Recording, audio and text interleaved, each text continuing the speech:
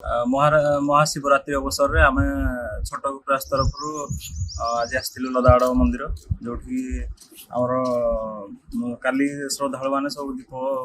सब प्लास्टिक सब आवर्जना पकई जाते जो जहाँकि खली पत्र खाଇବା जिनस भी पड़ता जहाँकि आम जो बुला गाई मैंने अच्छा प्लास्टिक खाई जीवन प्रति विपद अच्छी से आम आज सका चिंता करूँ सफा करूँ आ मंदिर परिसर को परिवेश तरफ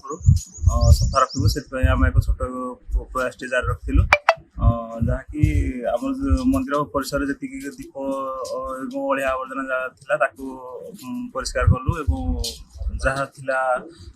खाଇବା जिनस जो लोक मैंने फिंगा फोपड़ा करते एकाठी कर आवर्जना ये पकई आज आम लदाड़ मंदिर को जो आसलु से गोटे देखी गोटे अभावन दृश्य देखिलु जो गोटे गात भितर जो खाଇବା खली पत्र जोड़ी पकाऊ से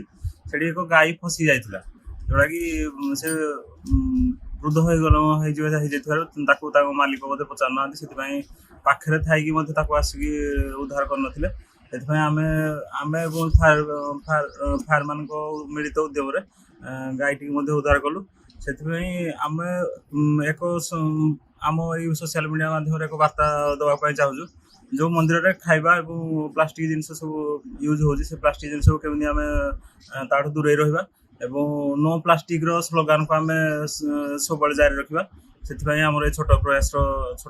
एक उद्यम था जय जगन्नाथ आम आपको पुणी मिली से काम जारी रख। जय जगन्नाथ मु भक्त बलराम दास ठोकर ग्रामर निवासी गत काली आमर शिवरात्रि बहुत धूमधाम रे पालन होता छोट एक प्रयास परिवार तरफ को आम सूचना देथिबारु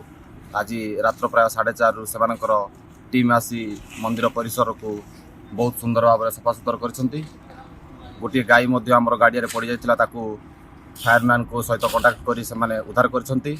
बहुत बहुत धन्यवाद छोट एक प्रयास को कार्य जय जगन्नाथ।